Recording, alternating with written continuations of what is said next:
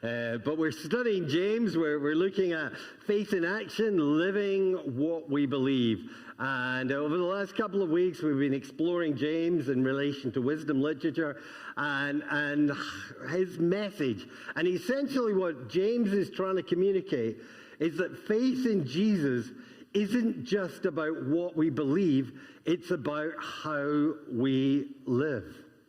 It's about what we do, not just what we think. It's fascinating to think that actually when Christianity had universal impact, it wasn't actually based around structures of belief. It wasn't, Protestantism has based our faith on what we believe, and sometimes a propositional faith. But actually, when Christianity had universal impact, it was based on a pattern that everybody adopted. It was a way of being, a way of living. Judaism understood this. Islam, to some extent, understands this. Christianity, we've got a little bit too belief-focused and not enough embodied-focused.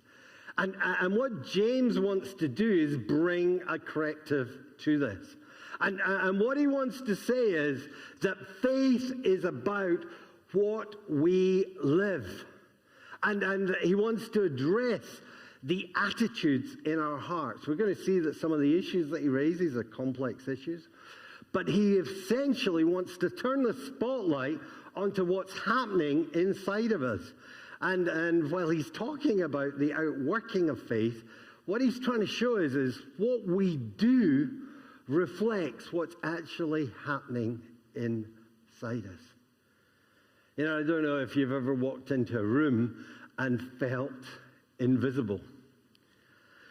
You know, felt that you don't count, that you don't matter, that it doesn't matter if you're there or not for the folks that are there. Sure, most of us will have sat and experienced when we're sitting chatting with someone and they read or answer their phone. And I understand, you know, there are life and death situations, but do you know what it feels like? Do we relate to it? You know, I sometimes sit in restaurants and look at people on their phones and go, what on earth? And even when it feels like it's a legitimate thing, and even when you maybe don't mind that much, there's still that sense of being devalued, isn't it? You know, one of the resolutions I have is to try and leave my phone in the car more. You know, we used to live without them. I know it's amazing, but we did. Because actually what we're doing is devaluing. But here's the thing. We often do the same to others. You know, that essential phone call that we've got to take, that text that we've got to read. And there is a devaluing that goes on. And James wants to address this fundamental tendency within us to devalue the other. He wants to address that question in terms of the life of the church. You see, the gospel of Jesus Christ is meant to break down barriers of class, race, and status.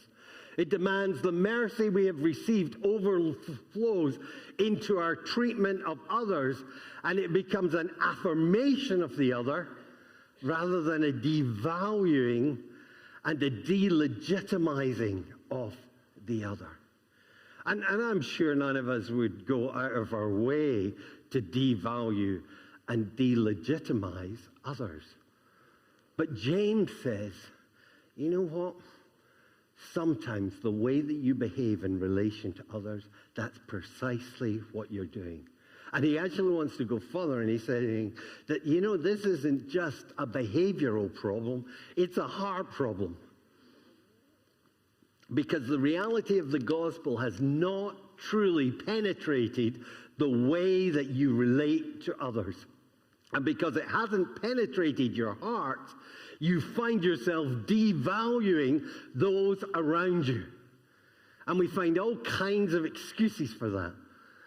But James wants to challenge us in a fundamental way.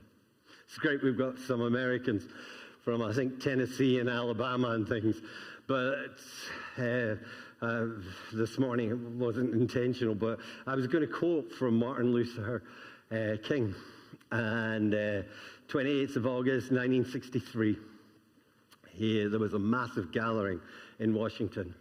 It was the end of a great march. There was, they reckon, almost 250,000 people. And Martin Luther King got up to address the group of individuals that were standing there. And he uttered these famous words. And in a way, there are some words, there are some speeches, I'm sure we can think of them, that kind of will echo down through the centuries. And I think these are some simple words that will echo down through the centuries. He stood up and he said, "I have a dream that my 4-year-old little child will one day live in a nation where they will not be judged by the color of their skin, but the content of their character." And again, a profound thing is interesting, 60 years on, to ask how we've progressed as a society. And that's a big question in relation to that.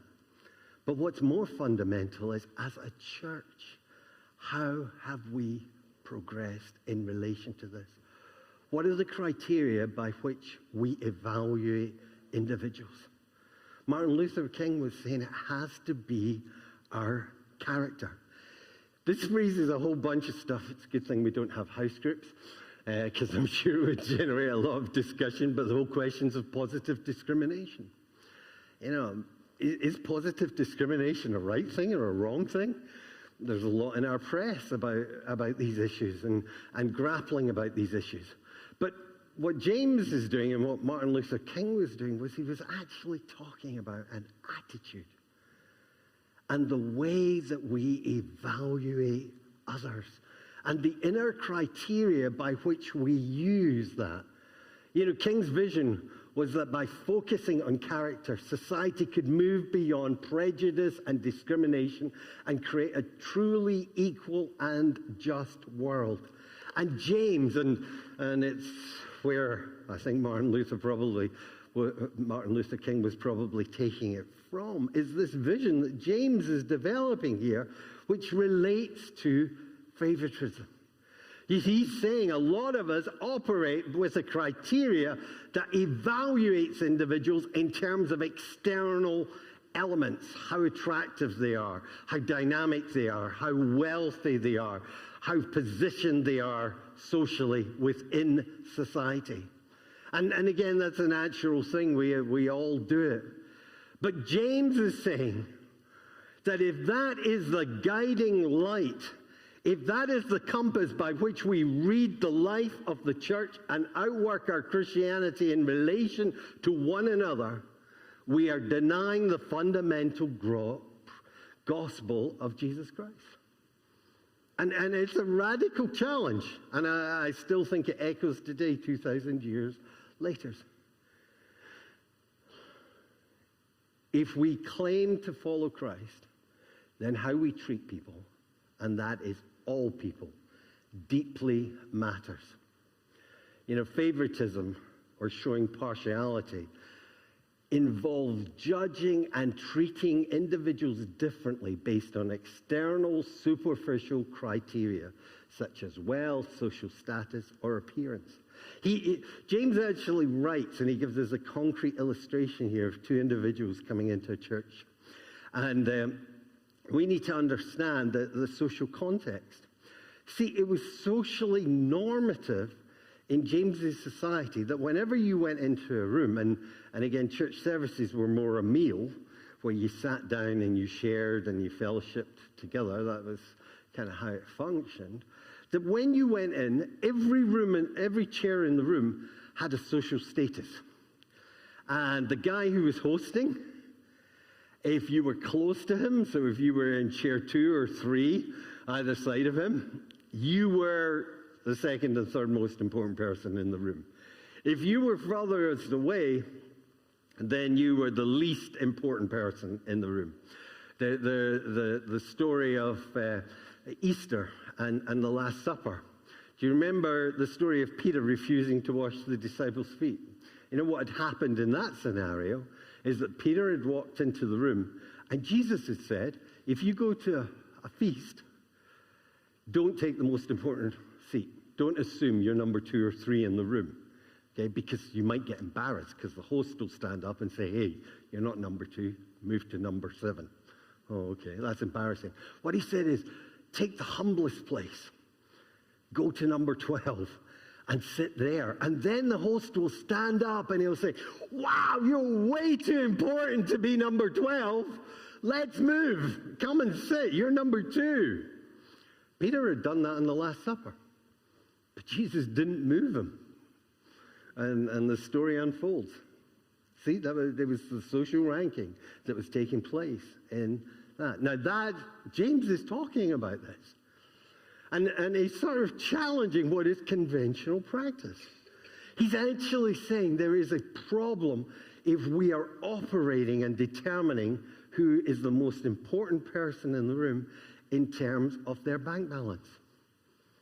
He's actually saying there is a fundamental problem in the church if somebody that doesn't have much money is being assessed as less relevant based on the fact that they don't have money. See, again, coming back to Martin Luther King's statement, he's saying that, you know what, the criteria by which we judge has to be character. Has to be that. And it has to be at the fundamental center of how we determine how we relate. You know, if the rich man, let's go back to the other slide, sorry. The rich man is given the best seat, the poor man told to stand on the floor, then there is something wrong in our faith. And here James is touching on a radical thought. He's actually saying that Christianity has to be challenging the social conventions by which our society operates and the values that it adheres to. And again, it's one of these things that we have to constantly check. What are the values that I'm operating by? What are the values that our church is operating by? And are they distinct from how our society operates? Is there a difference between us and them? James says if the answer is no, then you know what? You probably are denying the gospel. But if we're honest, we all have biases. You know, we notice status, we notice appearance, we notice wealth, we notice influence. But James is saying not in the church, not among those who call Jesus Lord. And he presents this moral indictment to Christians. Let's go to the next slide. He's saying, have you not discriminated amongst yourself? This highlights the internal division and hypocrisy within the community. This highlights how we've not actually allowed the gospel to penetrate the fundamental values that guide and direct our lives and our interactions with others. And he says, because of these, you commit evil. Now, again, this word is an interesting word. And you'll know if you've heard me speak before. In the Old Testament, the idea, and actually carries into the New, the idea of evil is not a moral concept. It's the idea of destructive concept. That's why it actually says, I think it's in Isaiah, that God causes good and evil. It means destruction. And what it's saying is, he's saying that when we do this, we harm and damage others. We harm and damage the way that God has made others in his image. We reflect a value system that's negating who God has fundamentally made us. You see, favoritism stems from a corrupted mindset, a perversion of justice and love that ignores the image of God in the other. It's at the root of racism. It's at the root of social inequalities. It's at the root of the fundamental things that drive a perverse society. And until we rediscover shared humanity and the affirmation of that and the other, then actually you don't have an effective, functioning Christian entity.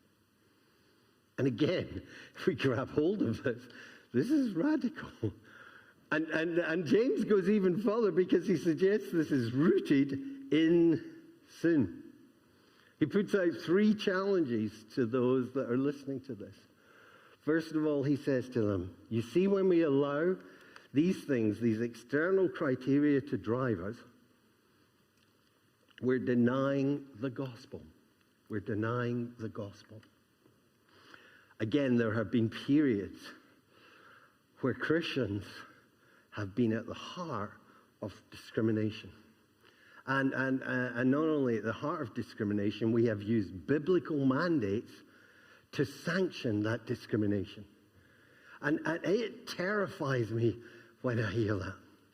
You know, and when we see that, and as some of you know, I do a little church history. I moonlight as a church historian.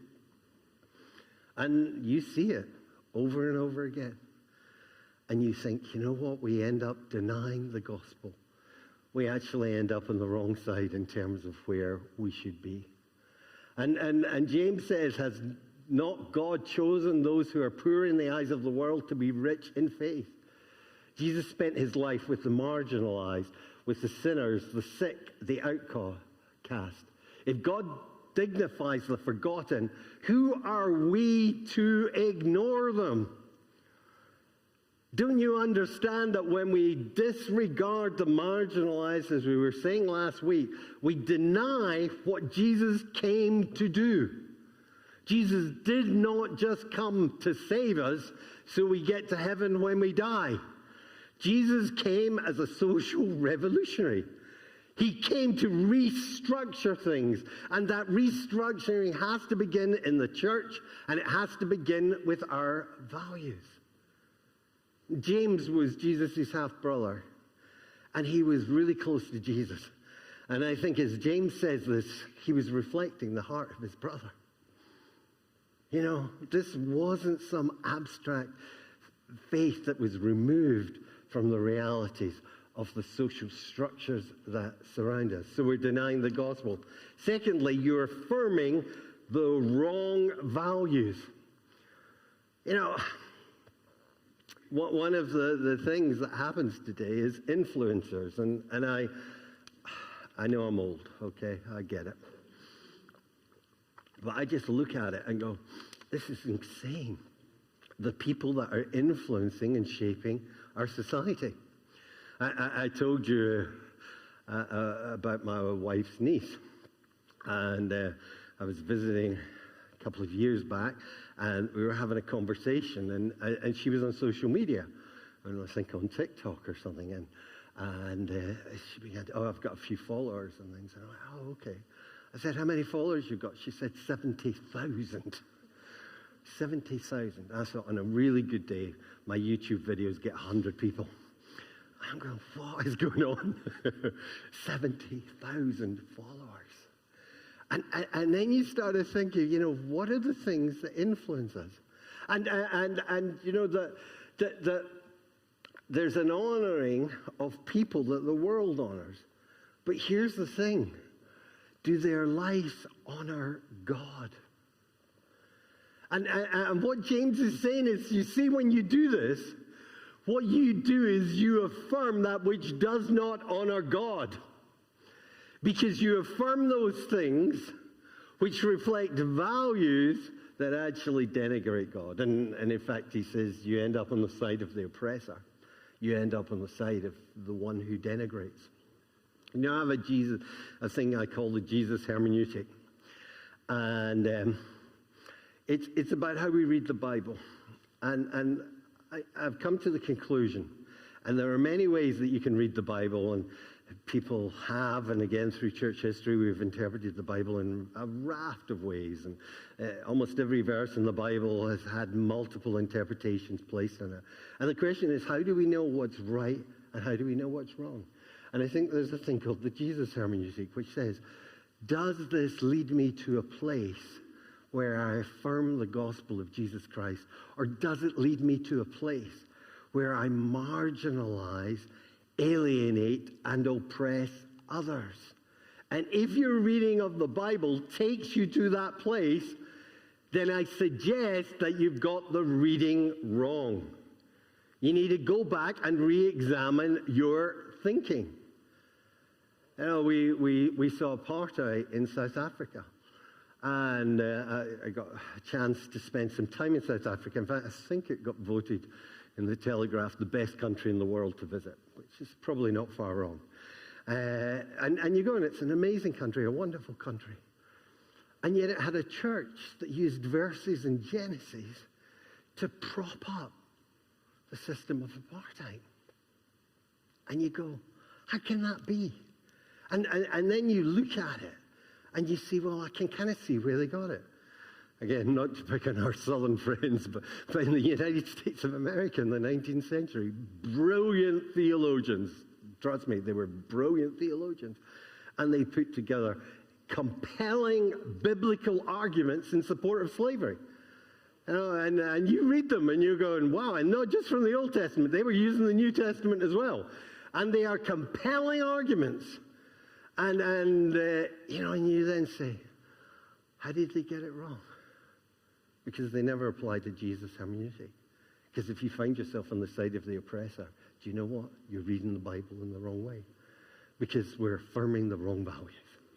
And this is what James is saying. You're affirming the wrong values.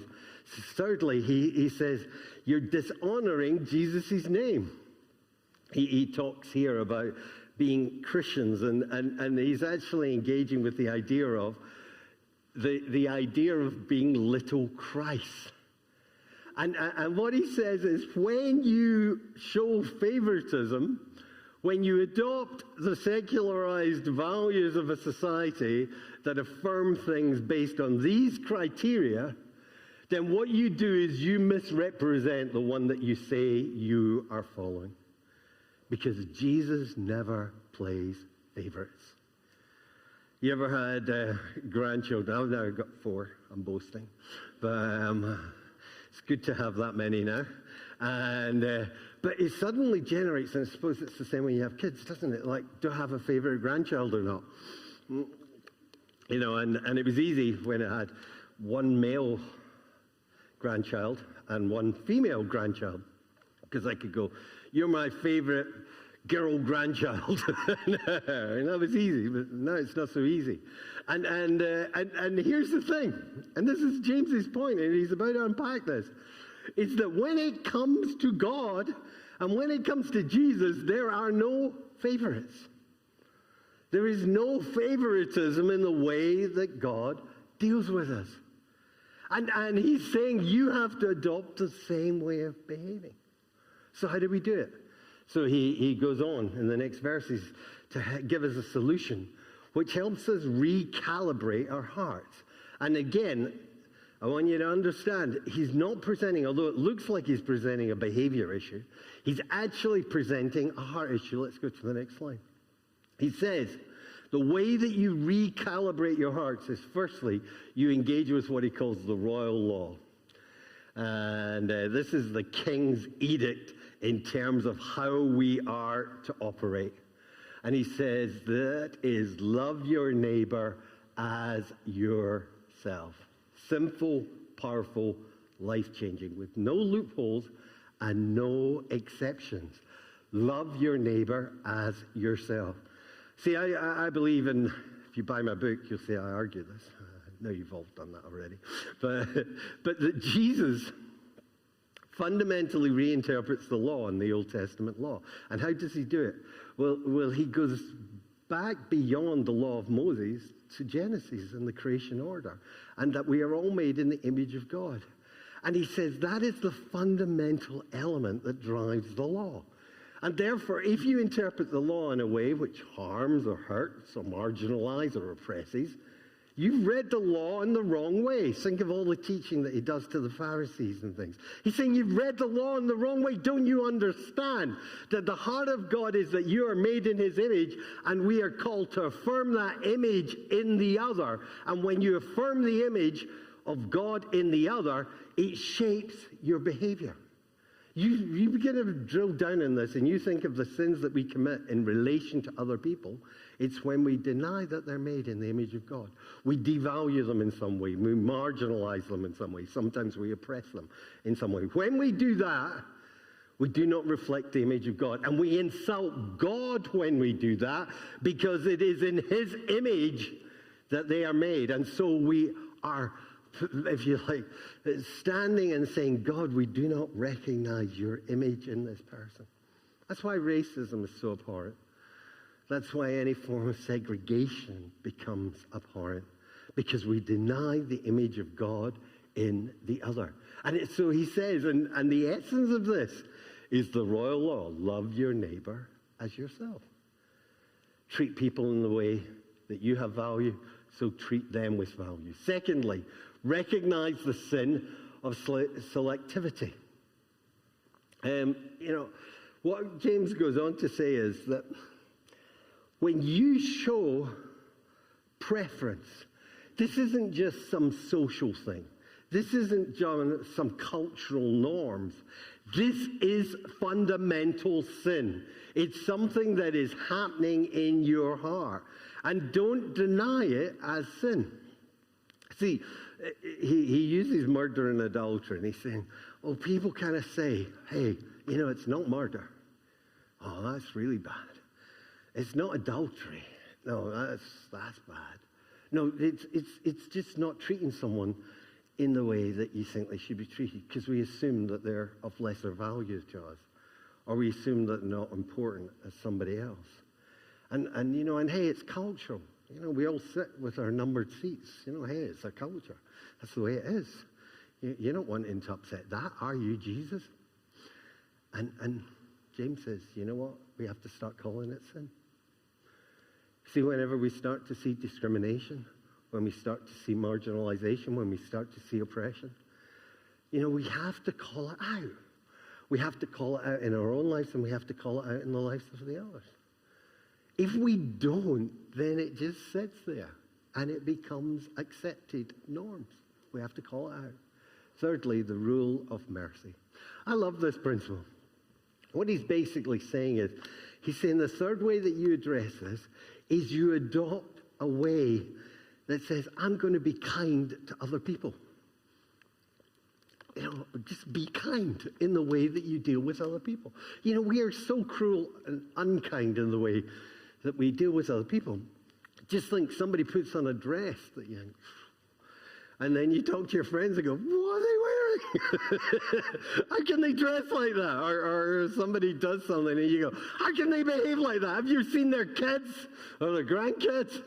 Whoa, what's it like? Until they get their own.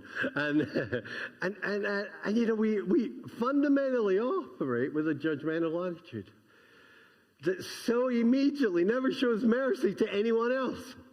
We're not kind in the way that we deal with people. We're not kind in the assumptions that we make in relation to people. We're critical and we're judgmental and we're marginalizing. And you know what James is saying? He's saying at the back of that is actually you fundamentally are discriminating. Because when it comes to you, you have one rule for you and you have another rule for them. And you are fundamentally working. And he's saying not only is that sin, but it's a negation of the rule of mercy. And he's saying practice mercy over judgment. Think about that. Practice mercy over judgment. Think about how that changes the way that we operate. The more we show mercy, here's the thing, the more we experience it. James says a scary thing. I noticed, I don't know if that was intentional or not, but I noticed we got rid of the scary verse. I don't know if that was my mistake or not. Sometimes we do that in reading. But, James actually says, and it's hyperbole, but he actually says, look, guys, if you don't practice mercy, you cannot expect mercy, because you will be judged by the same standards by which you judge.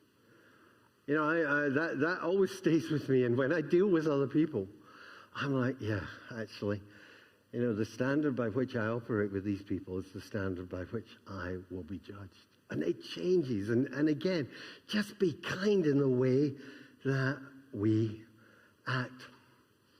So what's James saying? Well, he's saying, Faith and favoritism cannot coexist. He's saying that the cross of Christ reveals both the justice and mercy of God. It's there that justice is satisfied and mercy is extended to all who believe.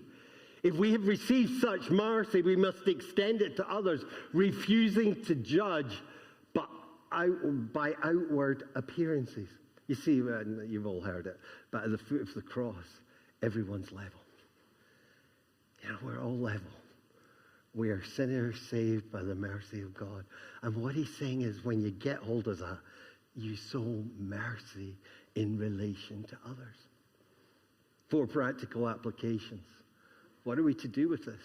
Well, first of all, we have to examine our hearts. Where do we show favoritism?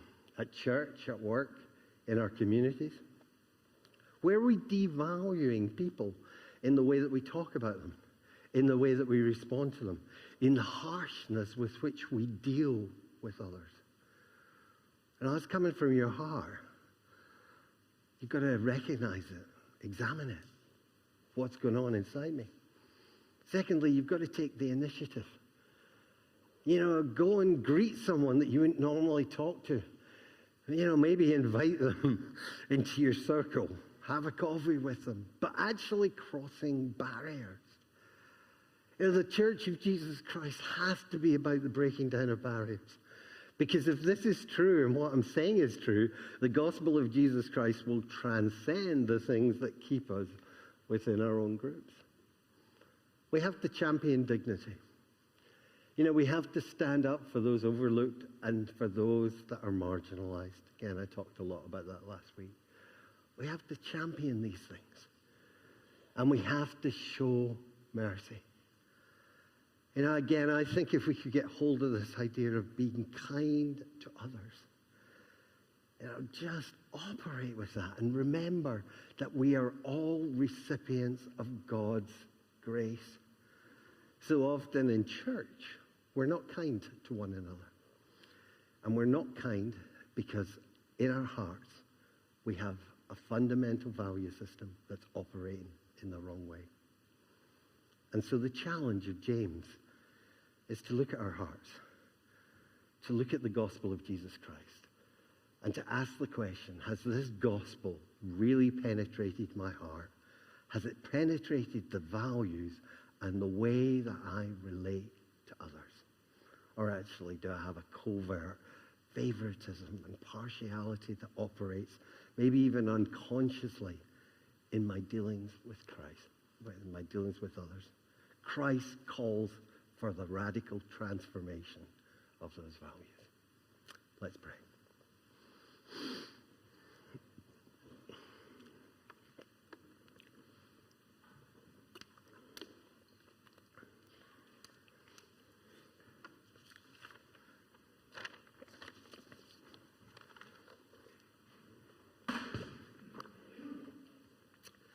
Lord Jesus, we thank you for the challenge of James's words. Lord, these are not easy words to hear. Lord, I pray that just as we were hearing last week, that we don't grow angry when we hear your word. We don't react to it in a way that rejects it. But Lord, that we are open to your word and open to that correction. Lord, forgive us for those places where we have shown a discriminating spirit. Lord, where we have evaluated and judged others on criteria that are not based around the gospel. Lord, forgive us when we have been harsh and not exercised mercy in our dealings with one another.